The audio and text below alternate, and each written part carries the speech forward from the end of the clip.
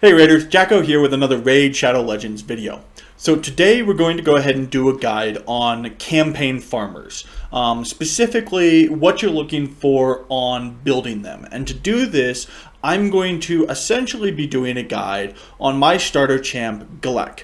Now, why am I doing Galek? Well, he's a starter champ, and just like all of the other starter champs, his kit is built in such a way that he can campaign farm really well. He's not the best out there, but he's a really good campaign farmer. So, just like Aethel, just like Elhain, you can utilize this build as your campaign farmer.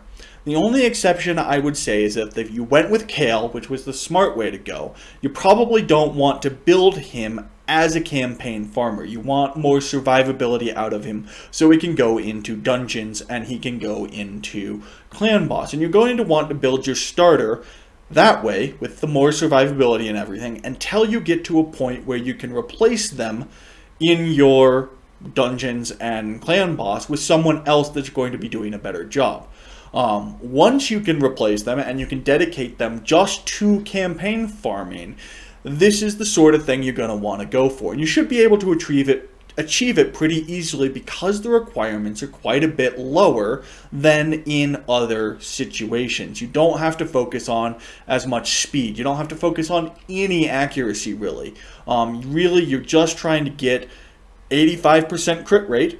Yes, I said 85% crit rate, 85% crit rate, and lots of crit damage. Those are your primary methodologies. Now, I still have him in lifesteal because he's only got one AoE attack, which means I'm not going to be killing the waves immediately every time. So he's going to take some damage, so getting health back when he does do massive amounts of damage is going to be really important to me. So, why are we only looking at 85% crit rate?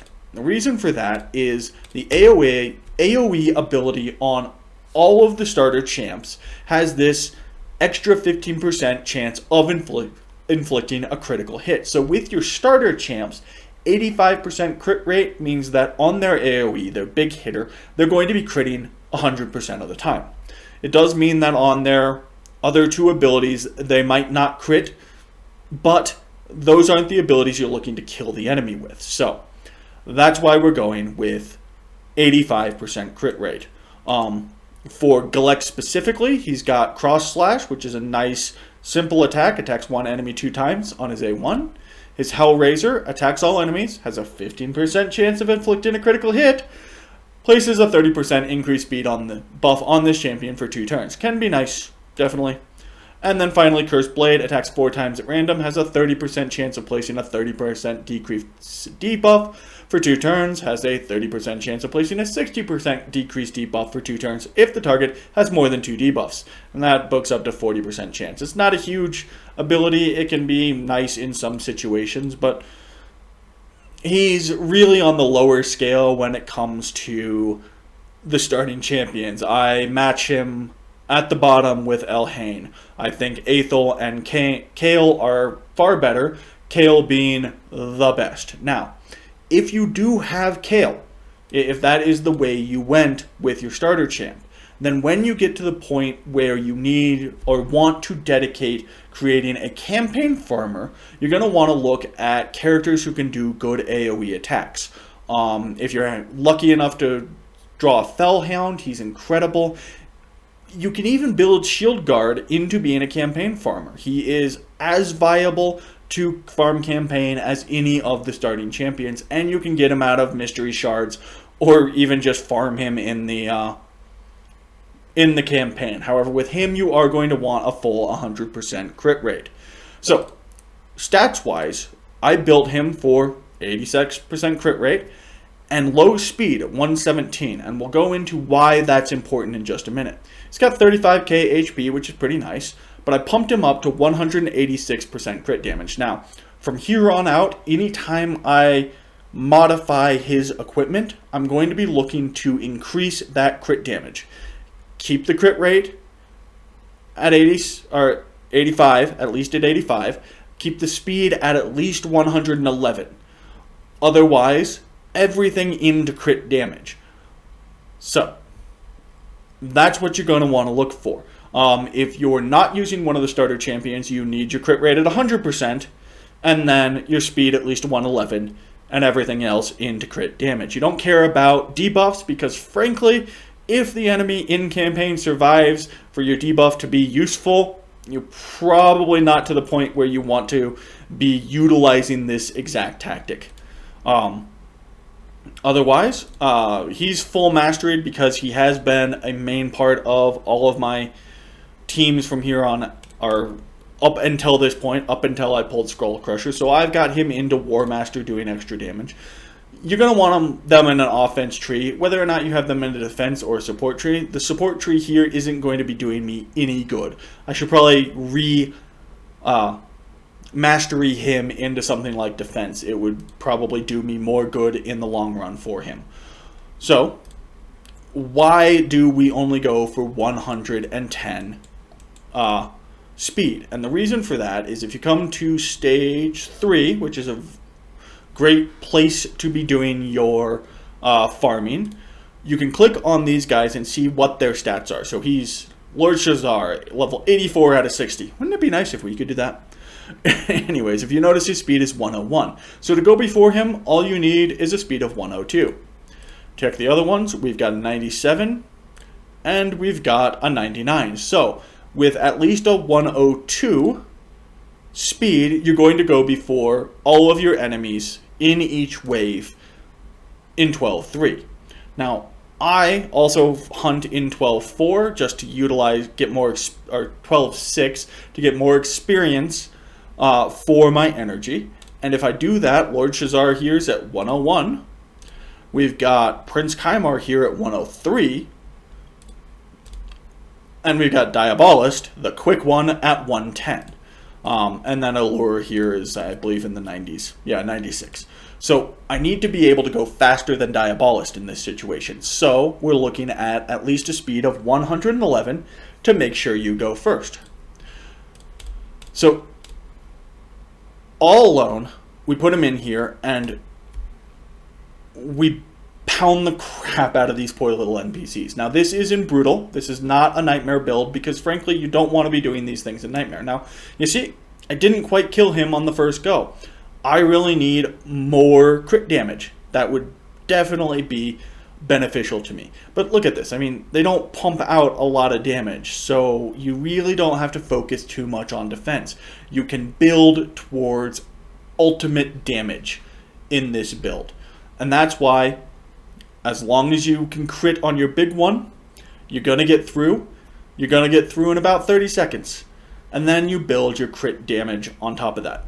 85% crit rate, as much crit damage as you possibly can. So, for any of your campaign farmers, this is the way you're going to want to go. You need just enough speed to go before them, and just enough crit rate to make sure that you crit every time. Otherwise, build for damage.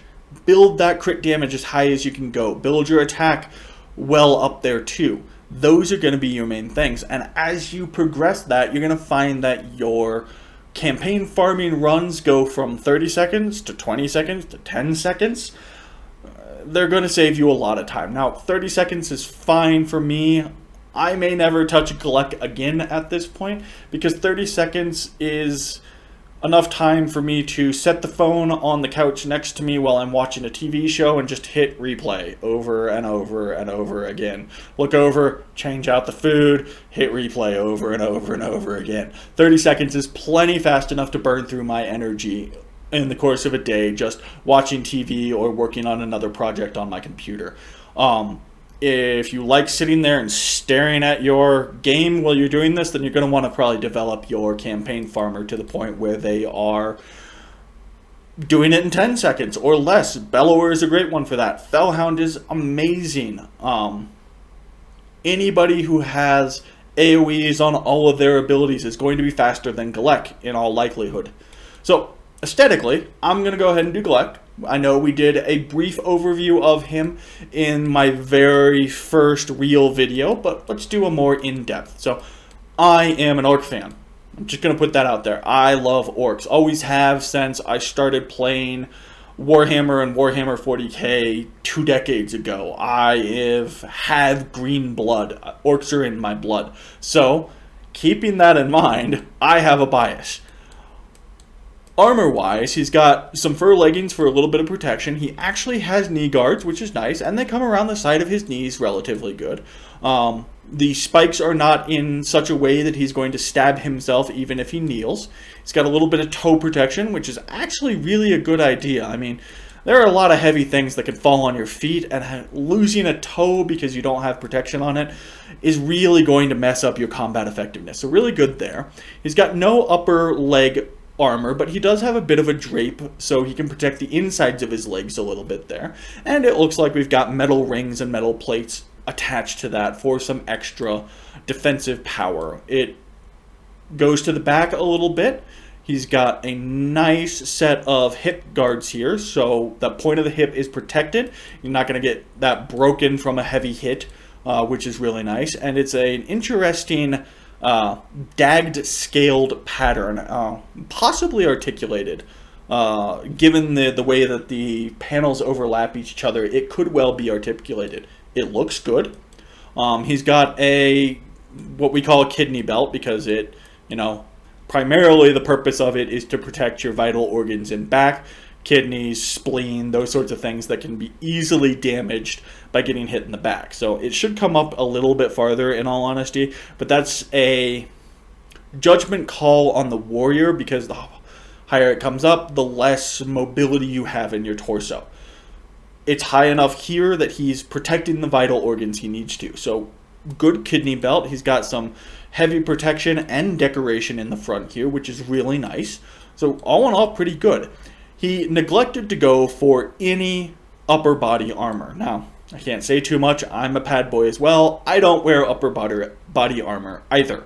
So in that regard, he's an orc after my own heart. In a real battle situation where you're looking at bladed and pointed weapons rather than bludgeoning weapons, this is going to cost him his life. He's got no protection for the heart and the lungs outside of the rib cage. He's going to have tendons cut and be unable to use this left arm pretty quickly. He's got an okay vambrace here. The spikes might get in the way, but they're small, so they might not either. He's got no elbow protection, which is going to really hurt. Whether it's a bladed weapon or whether it's a blunt staff, getting hit in the elbow sucks. Absolutely sucks. No hand protection on this side. Only a little bit of hand protection on this side. So that left-handed axe, he's going to lose it pretty quick. The first time he misses a block and loses fingers. Bad move. On the right hand, we've got a little bit of protection here, so he's got a chance of not losing the fingers, but the fingers themselves are unguarded again, so he's probably going to lose that as well. The vambrace on the right side is nice. We've got good articulation on the back of the hand, good protection on the back of the hand. That's very nice. So all in all, so far, Galek is doing wonderfully. And then we get to this monstrosity he calls a pauldron. What the hell is this? I mean, really, if you take off this spiked bit up here and this other piece right under it, and you just use these 3 pieces here with a little bit of a shoulder brace, beautiful pauldron. But these decorational, they have to be decorational.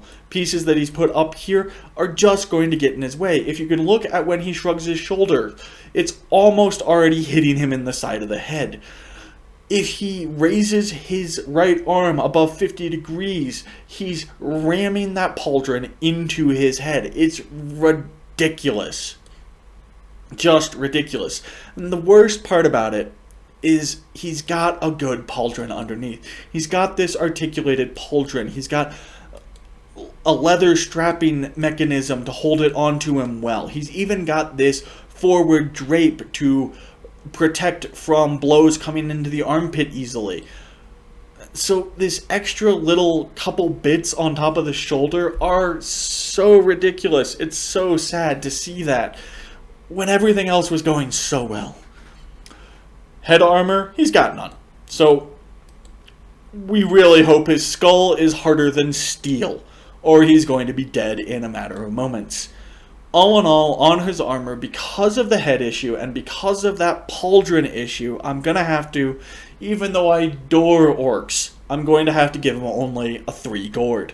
And yes, it's a 3 gourd because I like orcs and I like the aesthetic of the rest of his armor. Weapon-wise, 2 very serviceable axes. They've got hooks on the blade so you can actually pull shields and weapons out of the way. It's got a hook on the back so you can hook that over a shield if the front is just too long to do it and pull the shield out of the way. Very nice. Got a little bit of a butt spike on them, though it's not sharpened, so that can be useful. It's probably just for weight, in all honesty, but very viable weapons, all in all. And they've got what looks like, yeah, they've got some carving in there, some decoration as well. They're not just, meat hooks like, some of the Ogren tribes' axes. So, very nice. I'm going to go ahead and give Galek here on his weapons a 4 gourd. They're not beautifully glowing magically or anything like that, so not up to a 5 gourd, but definitely a 4 gourd on that. Badassitude, I think he looks badass. However, if I was across the field from him, I'd probably point and laugh. He's not going to be a threat. He's going to move well because he's got very little chest to armor, so he's going to be a little hard to hit where I want to hit him, but he's going to get caught up on those pauldrons, and one blow to the head, a single blow to the head, and he's out of the combat. So Galek, even though he's a tattooed badass orc with a mohawk, is only going to get a badassitude from me of 2 gourds. I'm sorry, the pauldron and no helm. I mean, come on. All in all, overall aesthetic, I love the orc aesthetic. It's wonderful. However, it has so many flaws in it for actual combat. I can't give Galek here more than a 3 gourd. I want to. I really do. I want to give him a 5 gourd because he's my starter champion and he's an awesome orc and everything, but I can't. I can't do it. He does not rate that high of an overall aesthetic. So, there you have it. There is Galek's aesthetic review. Sadly, it's not as great as I would want it to be. Otherwise, in terms of campaign farmers, that's what you're looking for. You're looking for enough crit to crit every time, enough speed to stay above 111, and as much damage as you possibly can. All the crit damage you can. All the attack, if they're an attack-based champion, that you can.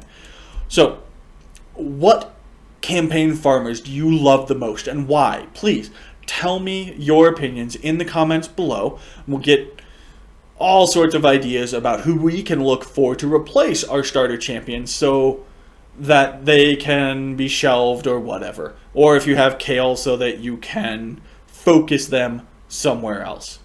Let me know in the comments below. I'm looking forward to it.